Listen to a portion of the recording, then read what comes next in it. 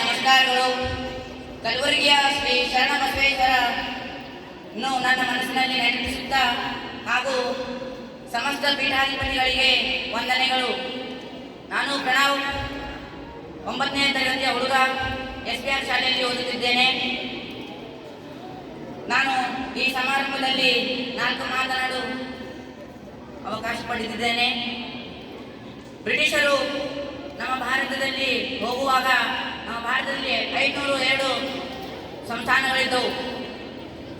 ಅವರು ಅದರ ಮುಂದೆ 3 ಅವಕಾಶಗಳನ್ನು ತೆರೆದಿಟ್ಟರು. ಒಂದು, ಭಾರತ ಒಕ್ಕೂಟಕ್ಕೆ ಸೇರಬೇಕು. 2ನೇದು, ಪಾಕಿಸ್ತಾನಕ್ಕೆ ಸೇರಬೇಕು. 3ನೇದು, ಯಾವುದೇ ದೇಶಕ್ಕೂ ಸೇರದೆ ಸ್ವತಂತ್ರವಾಗಿರಬೇಕು. 1947ರ ಕಾಯ್ದೆ ಪ್ರಕಾರ ಭಾರತಕ್ಕೆ ಸೇರಿಕೊಳ್ಳಲು ಎಲ್ಲರೂ ಒಪ್ಪಿಕೊಂಡರು. ಆದರೆ ಜುನಾಗಢ, ಹೈದರಾಬಾದ್ ಮತ್ತು ಜಮ್ಮು ಕಾಶ್ಮೀರ ಇವು ಒಪ್ಪಿಕೊಳ್ಳಲಿಲ್ಲ. ಹೈದರಾಬಾದ್ ನಿಜಾಮನ ಕೈಗೊಳ್ಳಿತ್ತು. ಅವನ ಹತ್ರ ಒಂದು ರಜಾಕರ ಎಂಬ ಕ್ರೂರ ಸೈನ್ಯವಿತ್ತು. ಅದು ಏನದೇ ನೋಡದ ಜನರ ಮೇಲೆ ಕೊಲೆ ಸುಲಿಗೆ ಮಾಡುತ್ತಿತ್ತು. ಅದನ್ನು ರೂಸಿ ಹೋದ ಜನರು ಅವರ ಮೇಲೆ ಅನೇಕ ಹೋರಾಟಗಳನ್ನು ಮಾಡಿದರು.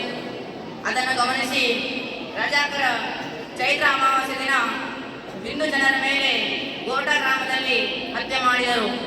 ಪುಟ್ಟ ಪುಟ್ಟ ಮಕ್ಕಳು, ಗಂಡು ಹೆಣ್ಣು ಏನದೇ ನೋಡ ಅವರ ಮೇಲೆ ಅತ್ಯಾಚಾರ ಮಾಡಿ ಅವರ ಪ್ರಾಣವನ್ನು ತೆಗೆದುಕೊಂಡರು.